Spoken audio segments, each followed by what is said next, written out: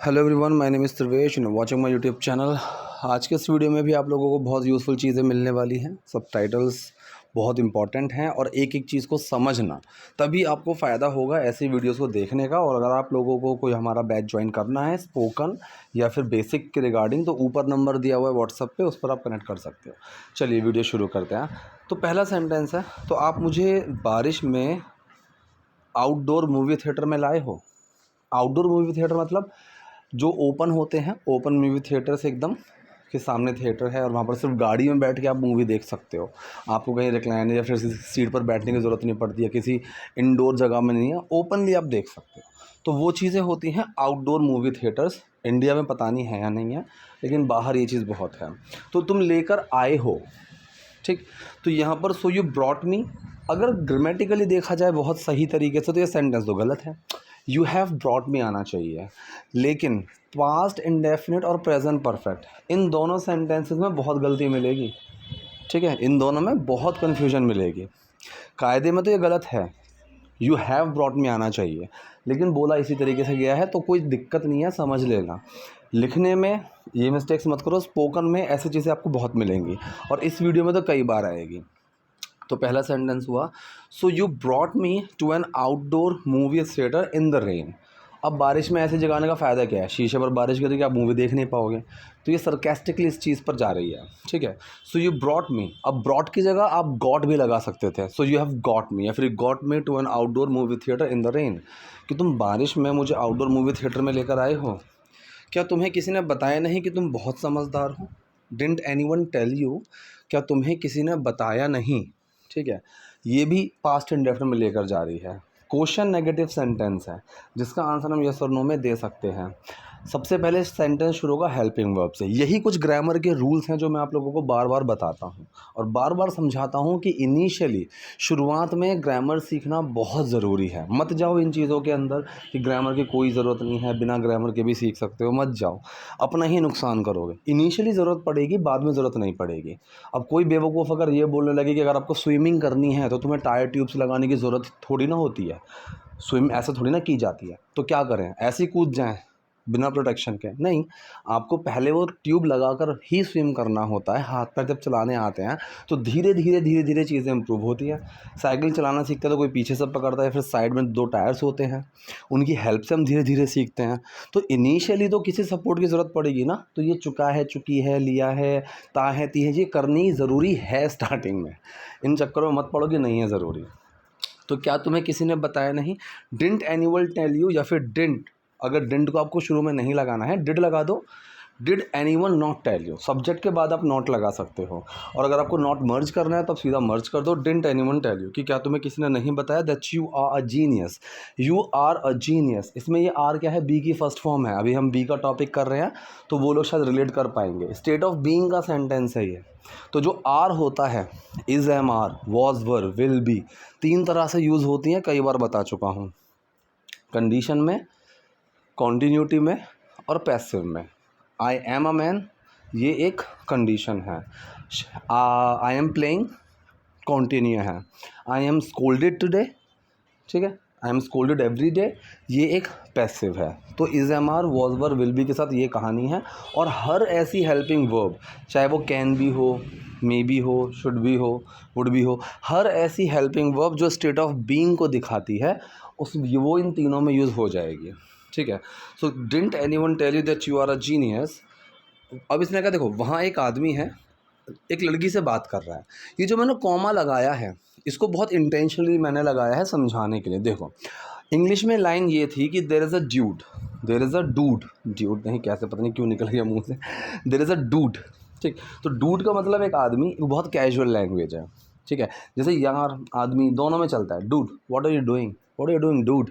तो डूड का मतलब अरे यार, ऐसे भी निकलता है, या फिर डूड एक आदमी को ही बोला जाता है, ठीक। So there is a dude over there, मैंने ये चीज़ शायद पिछली क्लास में भी समझा था, ओवर देयर या ओवर हियर, पर का सेंस लेकर चलता है, यहाँ पर वहाँ पर।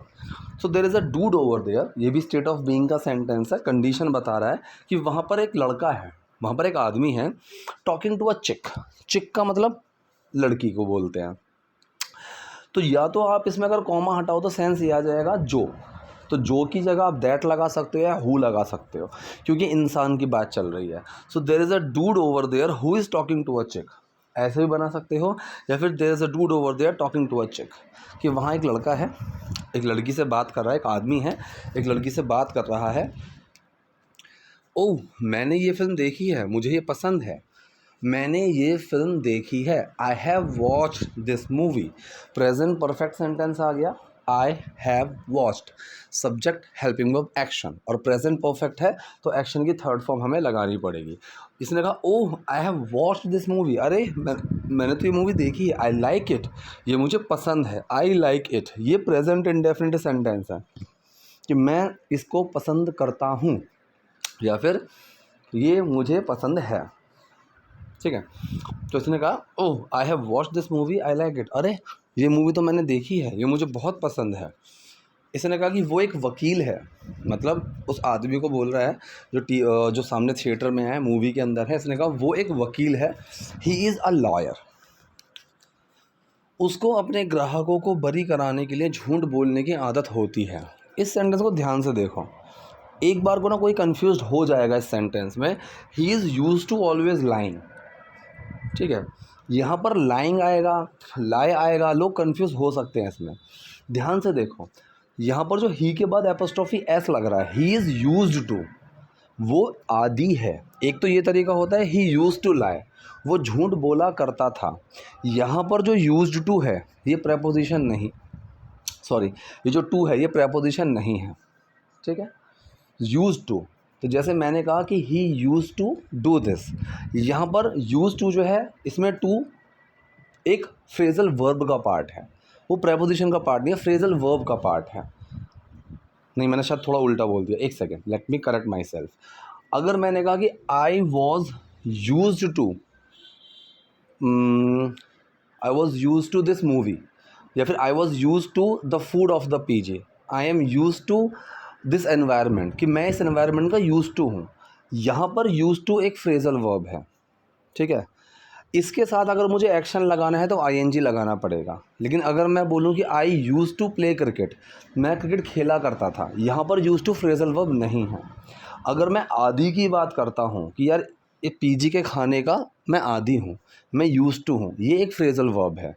आई am use to this food, I am use to this environment, मैं इस एनवायरनमेंट का यूज टू हूँ, आदी हूँ।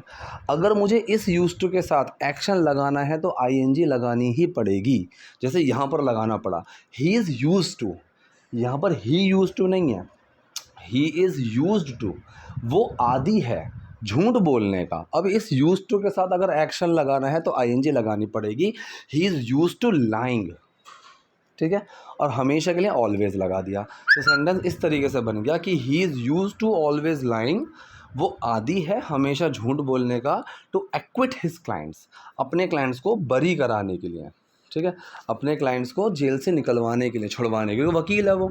तो सेंटेंस इस तरीके से बना। अगर ये होता sentence he use to always lie, फिर ये एपोस्ट्रोफी एस नहीं दिखता, इज़ नहीं दिखता, तो फिर बनता ही यूज टू ऑलवेज लाई, वो हमेशा झूठ बोला करता था।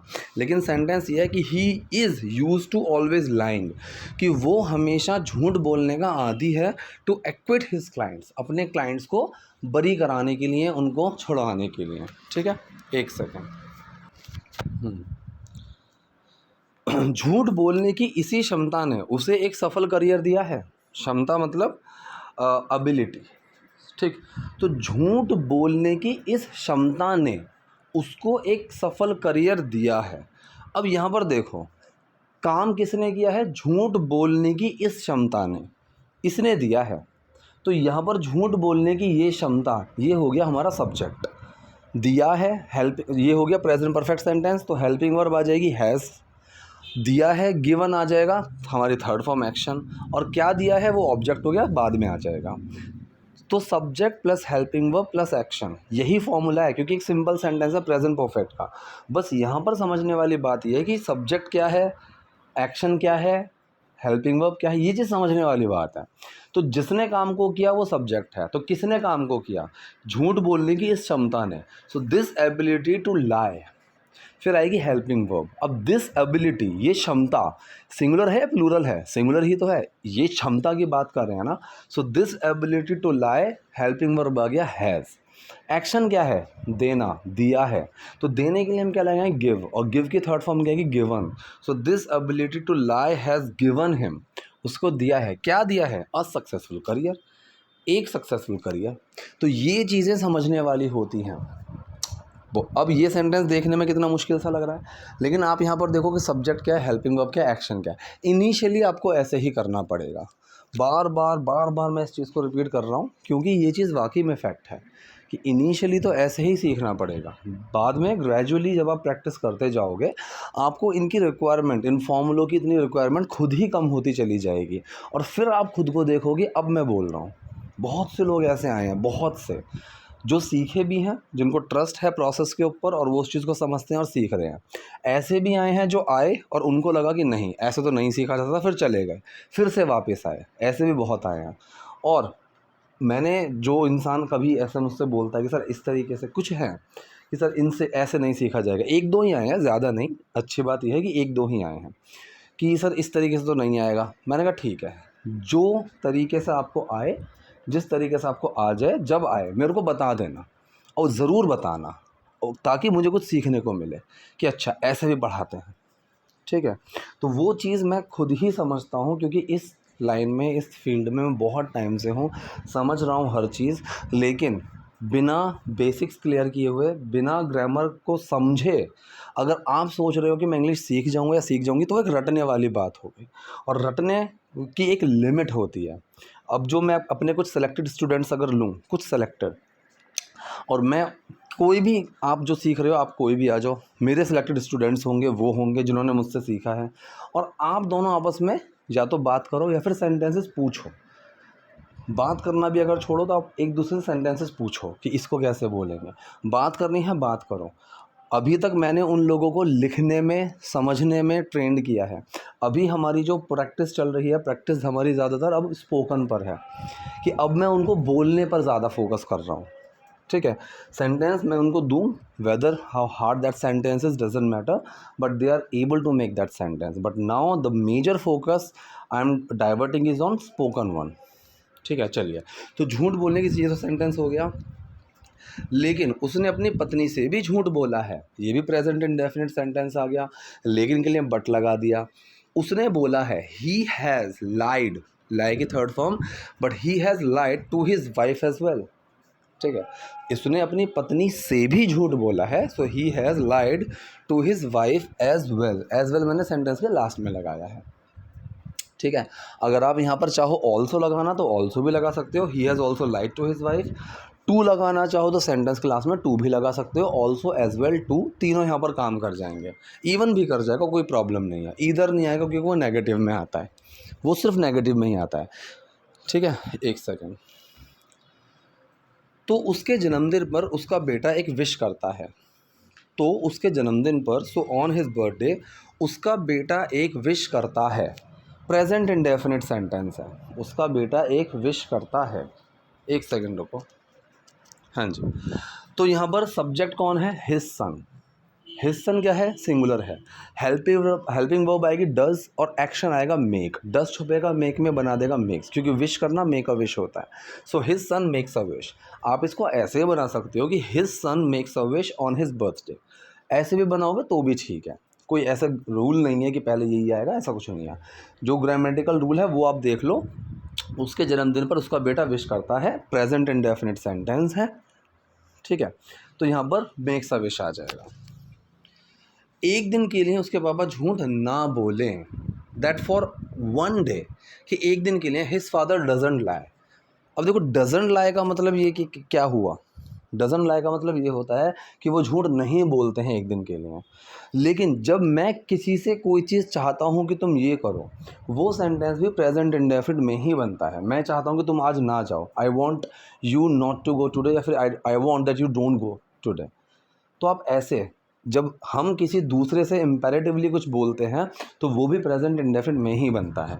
तो for one day his father doesn't lie, कि एक दिन के लिए उसके पापा झूठ ना बोलें, और तभी ये सब शुरू होता है। And that's when that is when, यही है जब या फिर यही है तब, इट ऑल स्टार्ट्स, ये सब शुरू होता है। इट ऑल स्टार्ट्स, ये भी प्रेजेंट इंडेफिनिट ही सेंटेंस है।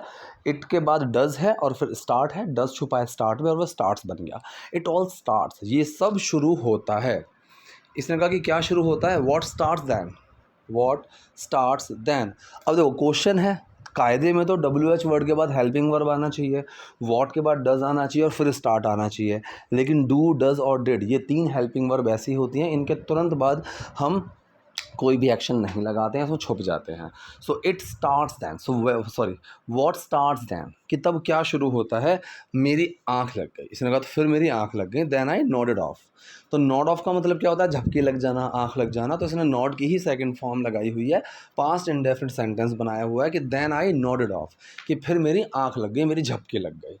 ठीक है, तो ये थी आज की वीडियो, आज के सेंटेंसेस। आई होप वीडियो आपको यूजफुल रही होगी। कोई डाउट, कोई क्वेरी हो, so do let me in the comment section. Video पसंद है लाइक कीजिए, नए हैं लाइक सब्सक्राइब दोनों कीजिए। Thank you.